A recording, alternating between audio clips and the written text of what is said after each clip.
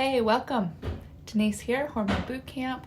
Today we are talking about, all week we're going to be talking about supplements that are most helpful in menopause. And today we're going to talk about magnesium and zinc and then how you get them.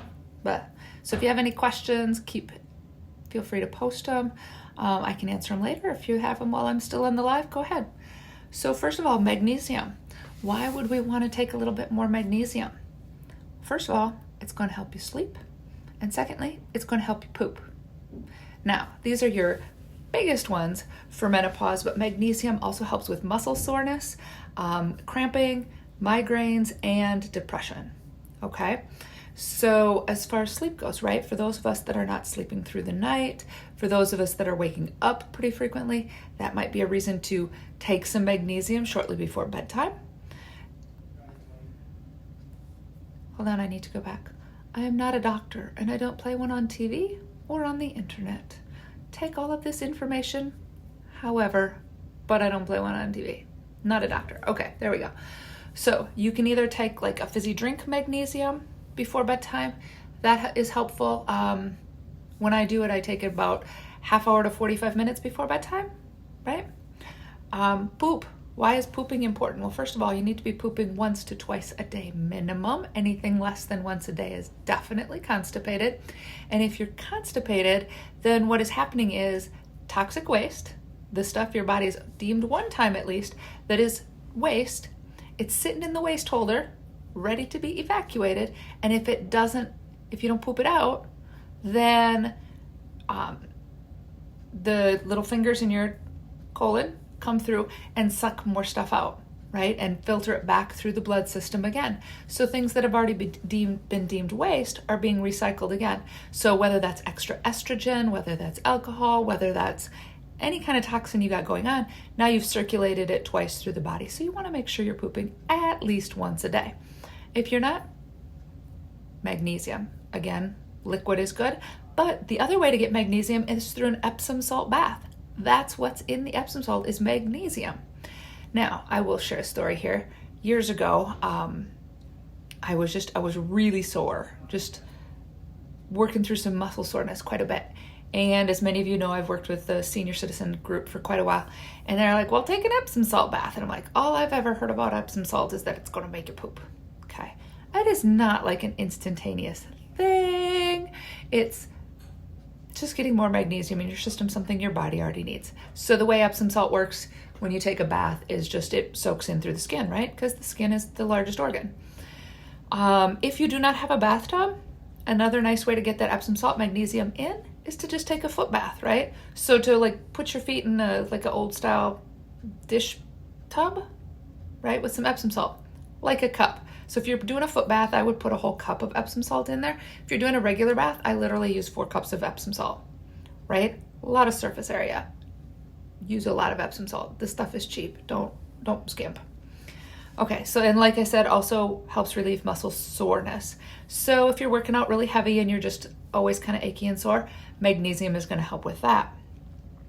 If you get migraines, whether that's part of a PMS thing or just you get regular migraines with your cycle, magnesium is going to help that. And then it's also going to help with depression. Foods that are high in magnesium. So first of all, I am not opposed to supplements, but hey, you do you, whatever works for you. Like I said, I've got a fizzy drink I take. Sometimes I take it in pill form, sometimes I take it in Epsom salt form.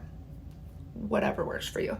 But foods that are high in magnesium include spinach, chard, pumpkin seeds and almonds, cacao, dark chocolate, like 90%, kefir, black beans, avocado, figs are delicious, and bananas. Those are all foods that are naturally have a lot of magnesium in it. Okay, second thing we're going to talk about today is zinc. So I don't know if we've all heard of it. It took me a couple minutes to put the two together, especially cold and flu, right? You see the vitamin C with zinc tablets or whatever. There's a reason why we're adding zinc, because it helps with your immune function, right? So we want to add some zinc to that. Also, it helps with memory and brain fog. So if you're sitting in a position of being kind of foggy, lacking concentration, check your zinc. I took a class a few years back. Almost all Americans are super short on zinc. So add zinc.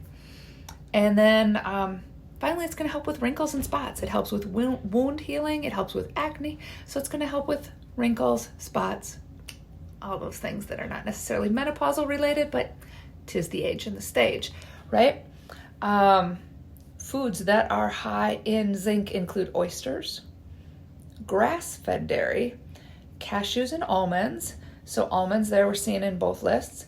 Asparagus, spinach, again, both lists, pumpkin seeds, and cacao, dark chocolate.